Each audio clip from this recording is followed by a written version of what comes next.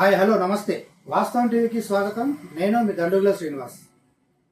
Number 2 నేనే అని ప్రభుత్వంలో తనకంటూ ఒక ప్రత్యేక స్థానాన్ని ఏర్పాటు చేసుకొని దూకుడుగా పోయి సీఎం మాట కూడా లెక్క చేయకుండా పోతున్న పొంగులేటి శ్రీనివాసరెడ్డికి చెక్ పెట్టే కార్యక్రమం నడుస్తూ ఉంది. అది కూడా పీసీసీ చీఫ్ మహేష్ కుమార్ గౌడ్ భుజాల మీద తుపాకీ పెట్టిన సీఎం గురి మాత్రం పొంగులేటి శ్రీనివాసరెడ్డికి పెట్టిండు. అంటే ఆయన లేటెస్ట్గా ఖమ్మం జిల్లాలో జరిగిన ఒక పర్యటనలో అక్కడ జరిగిన మీటింగ్లో ముఖ్య నాయకులతో సమావేశం ఏర్పాటు చేసుకొని లోకల్ బాడీ ఎన్నికల మీద మాట్లాడారు. స్థానిక సంస్థల ఎన్నికలు ఈ నెలాఖరులోగా రానున్నాయి, మీరందరూ రెడీగా ఉండండి. ముందుగా ఎంపీటీసీ జెడ్పీటీసీ ఎలక్షన్ జరుగుతాయి, ఆ తర్వాత వెంటనే సర్పంచ్ మున్సిపాలిటీ ఎన్నికలు జరుగుతాయి. కాబట్టి రిజర్వేషన్ల క్రైటీరియా మీద కూడా మాట్లాడనున్నాము.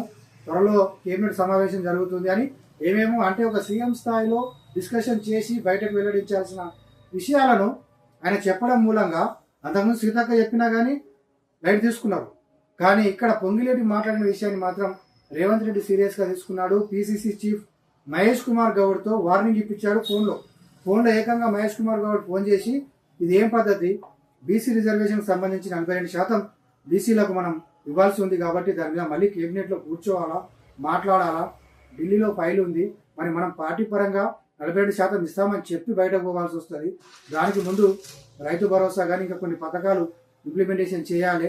జనాల్లో ఉన్న కొంత వ్యతిరేకత ఇదంతా కూడా ఒక పాలసీ మ్యాటర్ అంతర్గతంగా డిస్కషన్ చేసుకున్న తర్వాత సీఎం మనం అందరం మాట్లాడుకున్న తర్వాత కానీ ఒక ప్రెస్ మీట్లో చెప్పాల్సిన అంశాలు ఎవరికి వాళ్ళు చెప్తే ఎట్లా, నువ్వు పోయి నీ మీటింగ్లో నువ్వు చెప్పుకుంటే మేమంతా ఎందుకున్నాం, ప్రభుత్వం ఎందుకుంది అనే రీతిలో ఇది పద్ధతి కాదు. ఇట్లాంటి సెన్సిటివ్ విషయాలపైన ఎవరు నోరు జారొద్దు, ముందుగా కామెంట్లు చేయొద్దని ఆయన గట్టిగానే క్లాస్ పీకాడు పొంగిలేటికి. అంటే ఇది ఎట్లా చూసుకోవాలంటే ఇది మామూలుగా జరిగే విషయం కాదు. ఒక పీసీసీ చీఫ్, అది కూడా నెంబర్ 2 అని చెప్పుకుంటున్న పొంగిలేటి విషయంలో మాట్లాడిందంటే ఆయన సొంత నిర్ణయం కాదు. ఖచ్చితంగా రేవంత్ రెడ్డి చెప్తే తప్ప, ఆయన నోటీస్లో ఉంటే తప్ప ఆ ఫోన్ పోలేదు. ఆ ఫోన్ పోవాలంటే పొద్దున్నే పోవాల్సింది ఉండే, లేకపోతే నిన్ననే పోవాల్సింది ఉండే. ఈ రోజు అంటే మాట్లాడిన ఒక రోజు తర్వాత, అది ఎన్ని గంటల తర్వాత ఆయన మాట్లాడి చెప్పిన దాని వెనక దీని వెనక ఒక అంతర్గతంగా డిస్కషన్ జరిగింది పార్టీలో సీఎంకి పీసీసీ చీఫ్ మధ్య. ఎందుకంటే ఆయన చాలా విషయాల్లో వినడం లేదు సీఎం రేవంత్ రెడ్డి మాట. రెవెన్యూ, కీలకమైన రెవెన్యూ, హౌసింగ్ ఆయన చేతిలో ఉంది, అది ఇంపార్టెంట్ ప్రభుత్వానికి. అట్లాంటి కీలకమైన శాఖలు ఉన్న మంత్రి సీఎం చెప్పు చేతుల్లో లేకుండా ఉండడం అంటే మామూలుగా కాంగ్రెస్ అంటేనే ఎవరి ఫ్రీడమ్ వాళ్ళకి, ఎవరి స్వేచ్ఛ వారికి, ఎవరు ఏదైనా మాట్లాడుకోవచ్చు. సీఎం నువ్వెంత కోరికిస్కా, నువ్వు ఎండకెళ్ళి వచ్చినావు, ఏ పార్టీలోకి వెళ్ళి వచ్చినావు, నీకు పీసీసీ చీఫ్ ఇవ్వడమే గొప్ప అయింది, నువ్వు అట్లా ఇట్లా అని మాట్లాడిన ఉదంతాలు మనం చూసినాం. అట్లాంటి భావజాలంతో ఎక్కువ మంది ఉంటారు. కానీ దానికి చెక్ పెట్టేందుకు ఇన్ని రోజులు ఆగాడు రేవంత్ రెడ్డి. దాదాపు 18 నెలలు అంటే 2 సంవత్సరాల వరకు ఓపిక పట్టాడు. పాలన పైన కూడా ఆయన పట్టు సాధించలేకపోయిండు. ప్రజల మధ్య బాగా చులకన భావం ఏర్పడింది ప్రభుత్వం మీద, రేవంత్ రెడ్డి మీద వ్యతిరేకత కూడా ఏర్పడిన నేపథ్యంలో మెల్లమెల్లగా తన టీంను తయారు చేసుకున్నాడు. మంత్రివర్గ విస్తరణ పూర్తి చేసుకున్నాడు. ఇంకా 3 బెర్తులు అట్లనే ఖాళీ ఉంచేసి ఆ 3 శాఖల్ని, కీలకమైన శాఖల్ని ఏవైతే మున్సిపల్, ఇంకా హోంశాఖ, వాటిని విద్యాశాఖని తన వద్దే పెట్టుకున్నాడు. ఇంకా వేరే వాళ్ళకి ఇచ్చే పరిస్థితి లేదు. ఆ బెర్తులు కూడా భర్తీ చేసే అవకాశాలు కనిపించడం లేదు.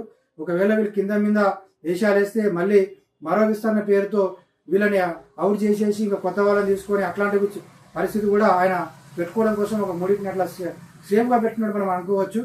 మొత్తానికి మొదటి షాట్గా పరిపాలనపై పట్టు సాధించే క్రమంలో ఐఏఎస్లని, కలెక్టర్లని బదిలీ చేసి మంత్రివర్గ విస్తరణ పూర్తి చేసుకొని ఇన్ఛార్జి మంత్రుల్ని, జిల్లాల ఇన్ఛార్జి మంత్రుల్ని మార్చుకొని మొత్తం టీం అంతా సెటప్ చేసుకొని రైతు భరోసా కూడా వేస్తున్నామని చెప్పి రైతుల దగ్గరికి పోయి వాళ్ళ మనసు చూడకునే ప్రయత్నం చేస్తున్న ఈ తరుణంలో మెల్లగా మంత్రుల విచ్చలవిడితనానికి చెక్ పెట్టేందుకు మహేష్ కుమార్ గౌడ్ భుజం మీద తుపాకీ పెట్టి గురి పెట్టడం మొదలుపెట్టాడు. వార్నింగ్లు, నోటీసులు కూడా ఇక ముందు ముందు వెళ్ళిపోయి ఉన్నాయి. ఎక్కడిదక్కడ సెటరైట్ కానున్నారు మంత్రివర్గం.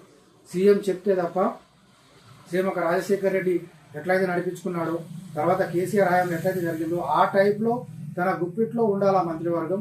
మంత్రులు తనకు చెప్పి చేయాలా, చెప్పంది చేయొద్దు, హద్దు దాటొద్దు, దాని గీత దాటిపోవద్దు అనే ఉద్దేశంతో మెల్లమెల్లగా లైన్లో పెట్టే కార్యక్రమం చేశాడు. మొట్టమొదటిగా సూటి మాత్రం పొంగిలేటి మీద పెట్టింది. ఎందుకంటే పొంగిలేటి విచ్చల పెడతానం, తన కసి పగ అంతా కూడా కేటీఆర్ మీద ఉంది. ఓకే, కానీ ఇక్కడ సీఎం మాట వినకుండా ఇండివిజువాలిటీతో నా వ్యక్తిగతంగా నేను ప్రవర్తిస్తాను, నాకున్న పవర్స్ అట్లు ఉన్నాయి, ఢిల్లీ పెద్దలతో నాకు సంబంధాలు ఉన్నాయి, అపారమైన డబ్బు ఉంది, ఏమైనా చేసుకోవచ్చు, అధికారం ఉంది అంటే కుదరదు అనే సంకేతం మాత్రం ఈరోజు పీసీసీ చీఫ్ మహేష్ కుమార్ గౌడ్ ద్వారా రేవంత్ రెడ్డి పంపించాలని మనం అనుకోవాలి.